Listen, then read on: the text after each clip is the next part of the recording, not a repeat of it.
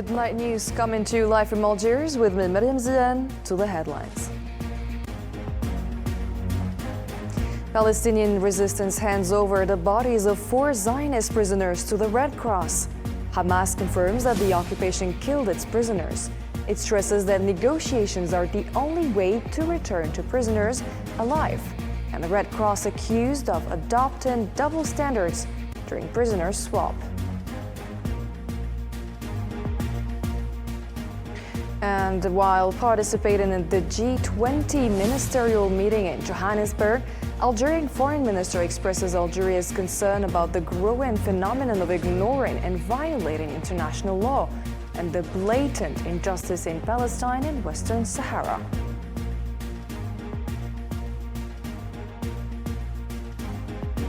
Algerian President Mr. Abdelmajid Tebboune inaugurates the biggest seawater desalination plant. President Tebboune confirms that the country is moving steadily towards achieving water security, stresses that it has reached the stage of mega projects rapidly with the latest technology.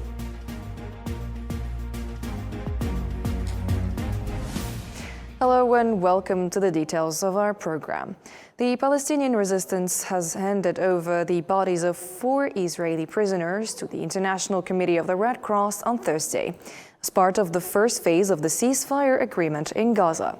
Media outlets reported that the handover of the bodies by Hamas to the Red Cross took place after the resistance signed the transfer documents in the Bani Suhaila area east of Khan Yunis.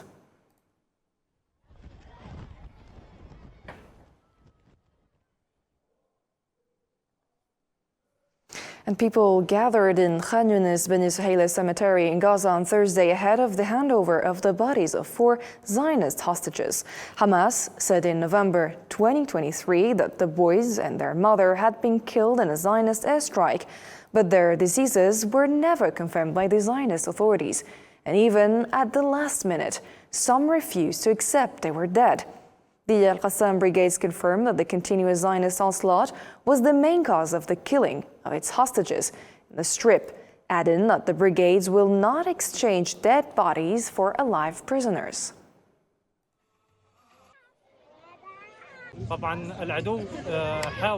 Of course, the enemy has tried many times to take its hostages alive from Bani Suhaila cemetery near Zilal Mosque, but it insisted they killed them in the cemetery. By the will of God, and by our own will, we refused to hand them over in exchange for living prisoners, not in return for the dead.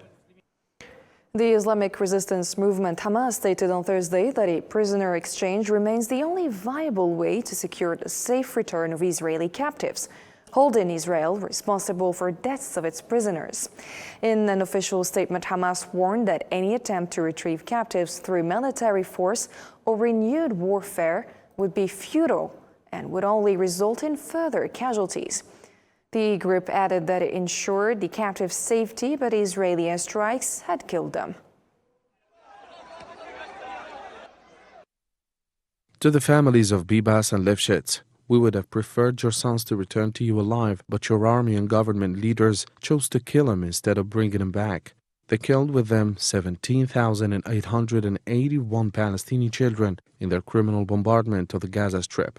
And we know that you know who is truly responsible for their departure. You are the victims of a leadership that does not care about its children. We emphasize that the exchange is the only way to return the prisoners alive to their families, and any attempt to bring them back by military force or return to war will only result in more losses among the prisoners. The government media office in Gaza condemned on Thursday the double standards of the International Committee of the Red Cross during the handover of the bodies of Israeli prisoners and Palestinian martyrs.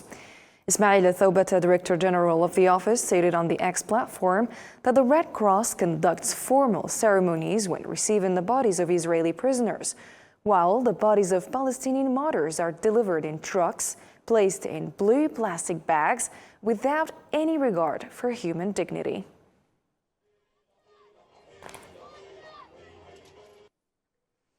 4 Palestinians were killed and others were injured following an Israeli airstrike on Rafah city in southern Gaza last night.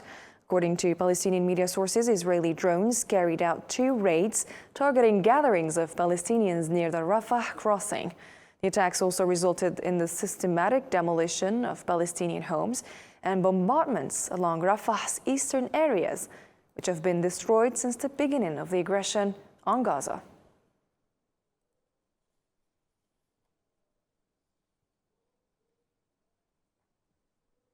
The Lebanese army confirmed that military units are continuing their deployment in border towns in southern Lebanon, accusing the Israeli occupation of breaking its commitments by not fully withdrawing from Lebanese territory. In a statement on Thursday, the Lebanese army emphasized that the Israeli occupation forces are still stationed at several border points and continue to violate Lebanese sovereignty through ongoing assaults on Lebanon's security and its citizens.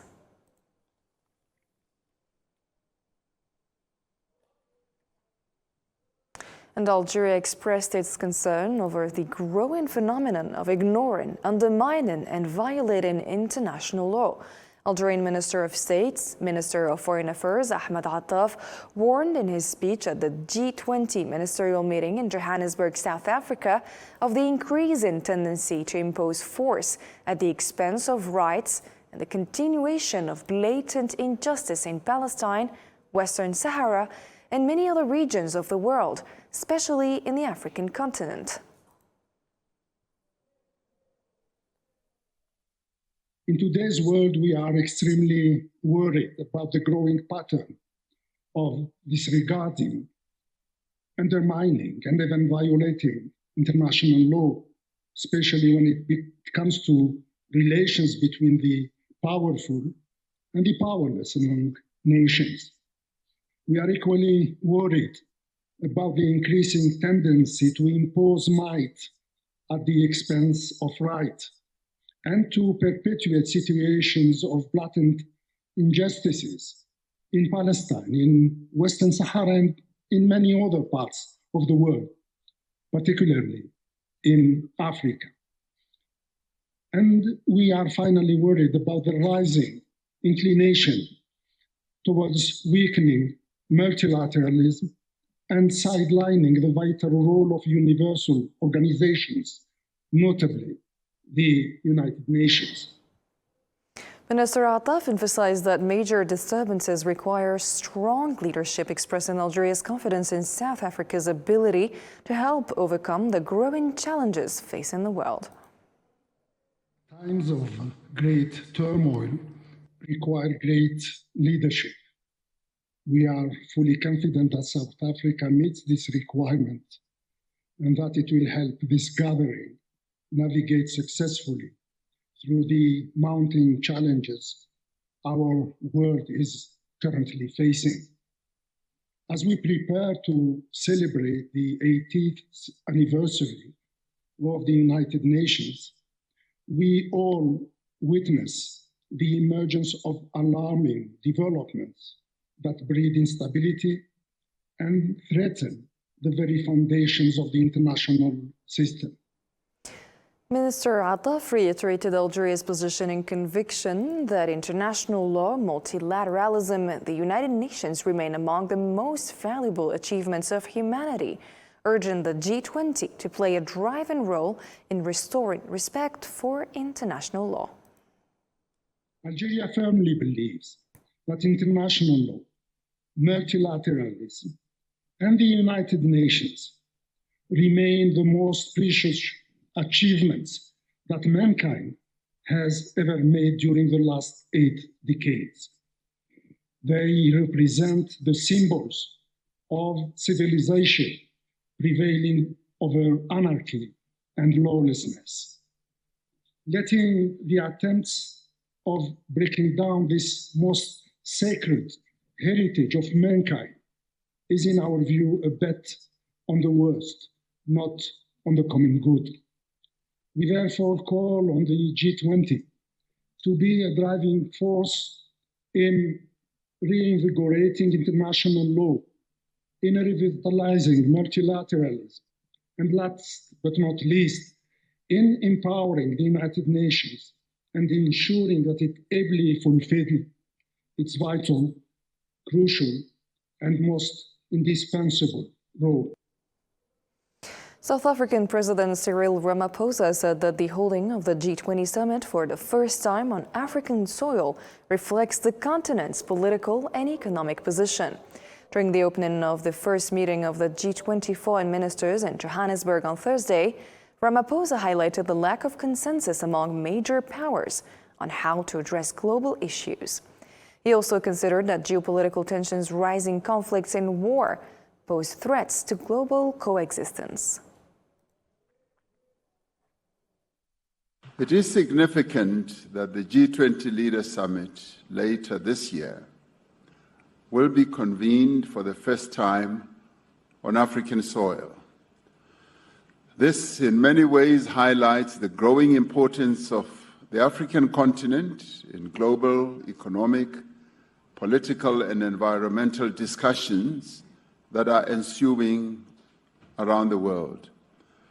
Africa is home to some of the world's fastest growing economies and in many ways faces unique challenges such as the impact of climate change, developmental needs that it has, and the effects of global trade dynamics.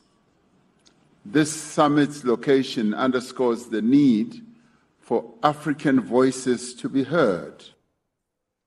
Algerian Secretary of State for African Affairs Salma Mansouri is holding a series of bilateral meetings to enhance consultation and coordination on issues important to Algeria, particularly in Africa.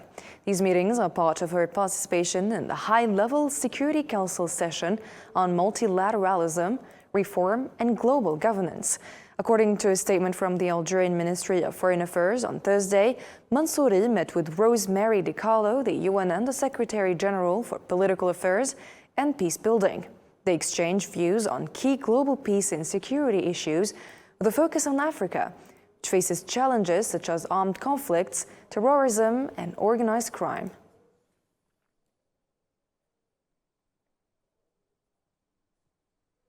Mansouri also held a bilateral meeting with Cheryl Pierce, acting military advisor to the UN or at the UN Office of Military Affairs.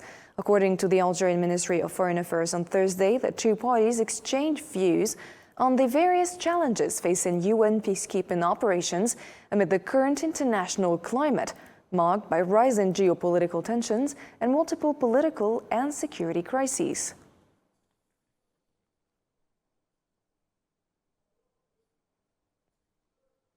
And Algerian President Mr. Abdelmajid Tebboune made a historic working visit to Oran in western Algeria on Thursday to inaugurate the largest seawater desalination plant in the country, located in Ras Al Biad in the Ain Al Kerma municipality.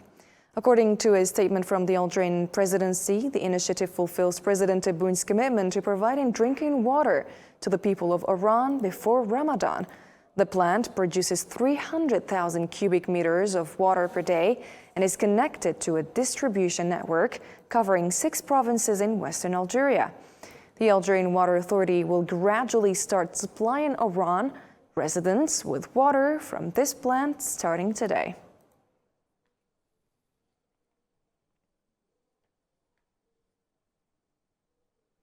Algerian President Mr. Abdelmajid Tebboune affirmed that Algeria is steadily advancing toward achieving its ambitious goals for water security.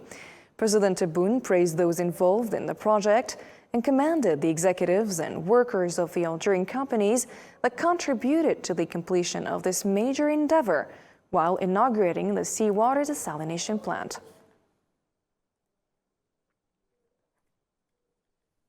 لما قلت أن الجزائر قوة ضاربة فهي قوة ضاربة بالفعل مش باللسان.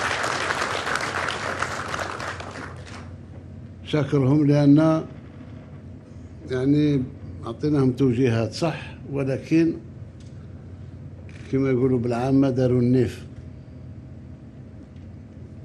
يعني خدموا 7 أيام على 7 أيام، 24 ساعة على 24 ساعة، تقنيات تقريبا جديدة عليهم، ولكن كانوا في مستوى التحدي.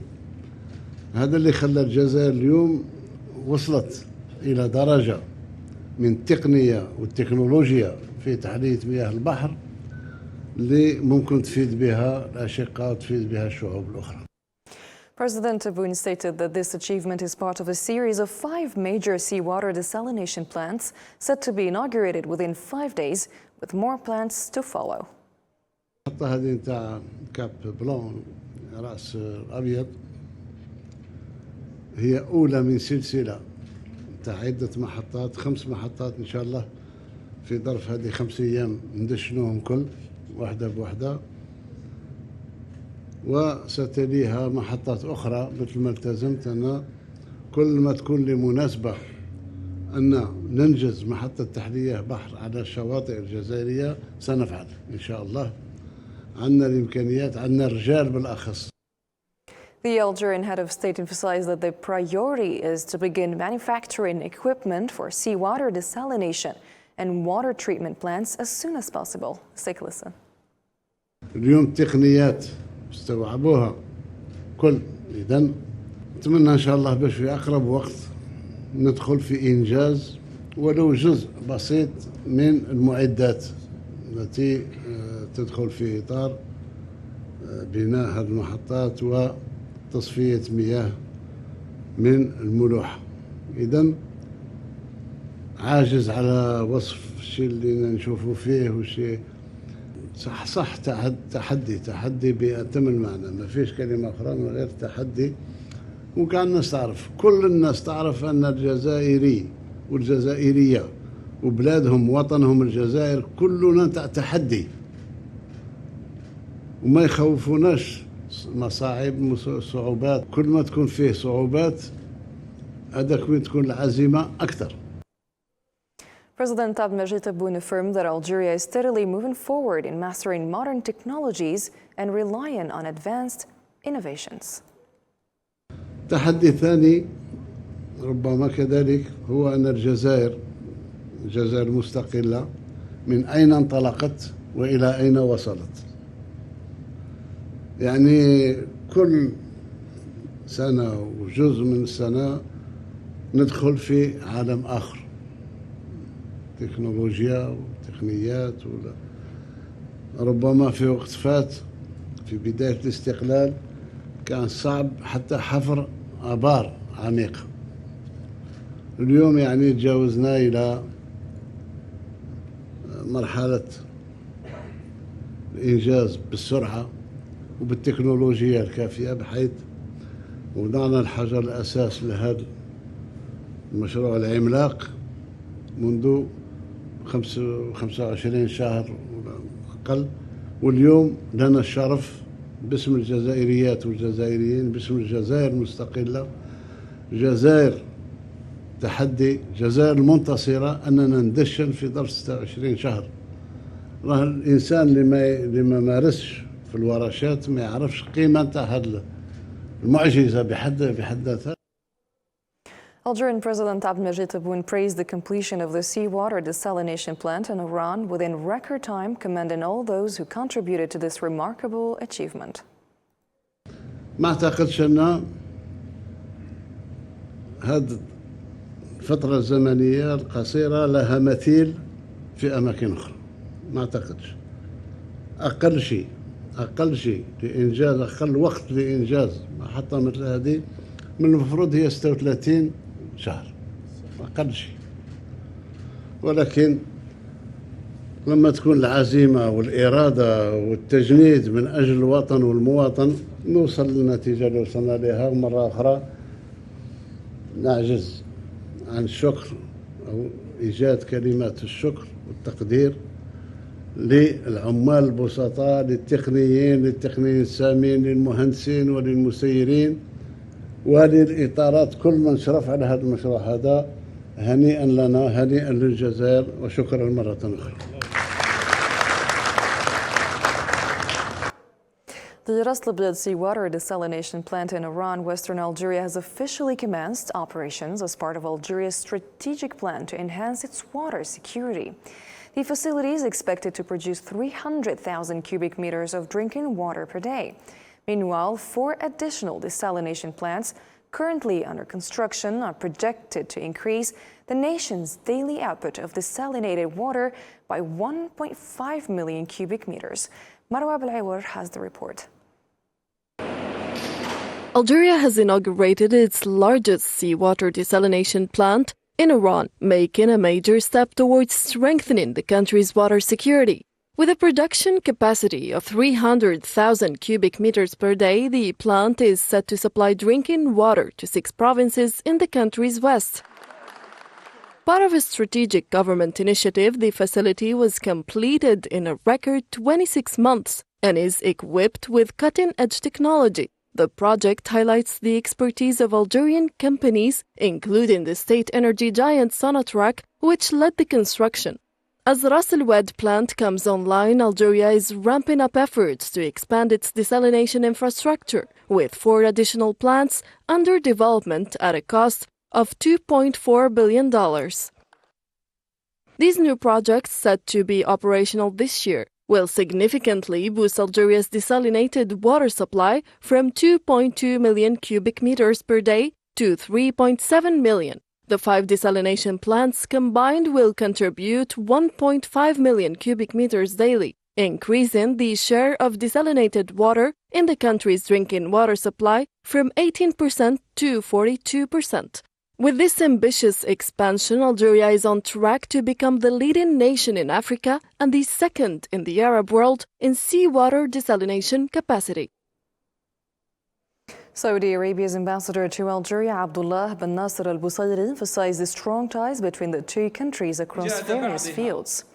Speaking at a celebration organized by the Saudi School in Algeria for Saudi Founding Day, al-Busayri highlighted the growing cooperation between the nations and the significant increase in bilateral trade. He also noted the keen interest of Saudi investors in launching projects in Algeria, encouraged by recent legal reforms, which he described as promising.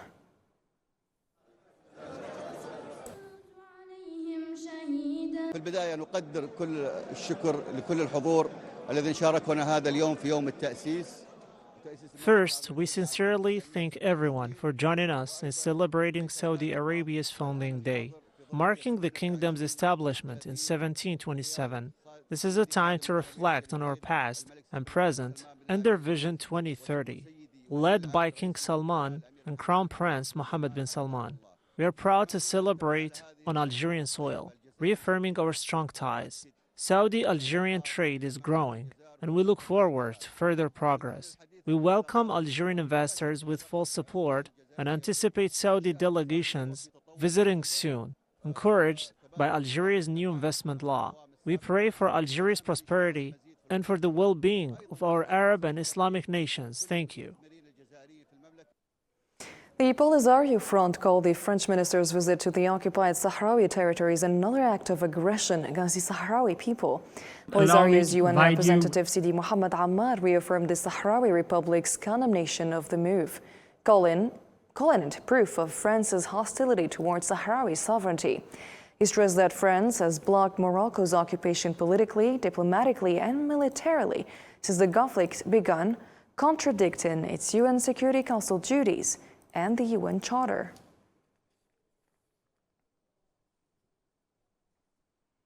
Tana Atete, the newly appointed special representative of the UN Secretary General and head of the UN support mission in Libya, arrived in Libya on Thursday to officially assume her role. In a statement released by UNSMIL, Tete affirmed her commitment to leading UN mediation efforts in Libya, emphasizing her dedication to facilitating a Libyan-led solution to the country's ongoing political challenges.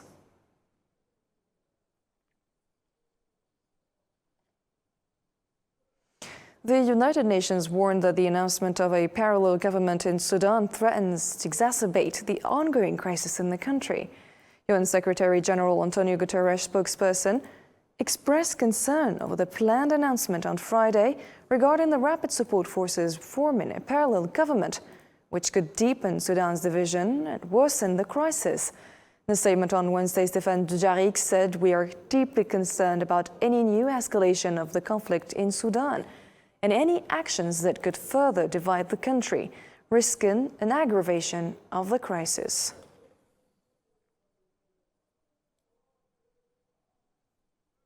Also, the United Nations has warned of the outbreak of a regional war in the Great Lakes region, due to the continued hostilities in the Eastern Democratic Republic of the Congo. The special envoy of the Secretary General for the Lakes region, Juan Hia, said during a briefing to the Security Council on the Democratic Republic of the Congo that the seriousness of the current situation in the east of the country requires collective attention to address it. In turn, a special representative of the Secretary General, Bintou Keita, warned that the recent developments in the Democratic Republic of the Congo pose a threat to peace and stability in the entire region.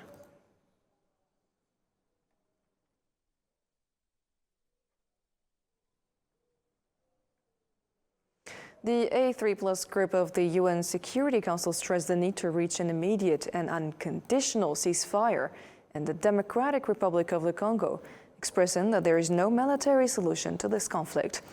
In his intervention on behalf of the group during a Security Council session devoted to the situation in the Democratic Republic of the Congo, the representative of Somalia to the UN, Ambassador Abukar Tahir Osman, urged all parties to accept the ceasefire, commit to laying down their weapons and creating the appropriate conditions for a negotiated political solution, stressing the need to respect the sovereignty and territorial integrity of the Democratic Republic of the Congo. To ensure that no further escalation at the outset, in light of the unfolding situation in the last few weeks, the A3 wishes to express its solidarity with the communities of Eastern DRC from Masisi to Sake, Goma, and Bukavu. The A3 calls for calm and urges all parties to ensure that no further escalation of violence takes place in Eastern DRC. And finally, Kremlin spokesman Dmitry Peskov said on Thursday that Russia fully agrees with the position of the administration of U.S. President Donald Trump on the need to end the conflict in Ukraine as soon as possible. Peskov pointed to the agreement with Washington to resume dialogue in all fields amid diplomatic rapprochement between Russia and the U.S. regarding settling the conflict in Ukraine. Было принято решение приступить к возобновлению российского. They are talking about the need to achieve peace as soon as possible through negotiations. We have also emphasized that the position of this U.S. administration is more favorable than that of the previous administration, and that we fully agree with it. Ladies and gentlemen, our program has come to an end. Our platforms, news websites remain available around the clock. Thank you for watching and have a great night.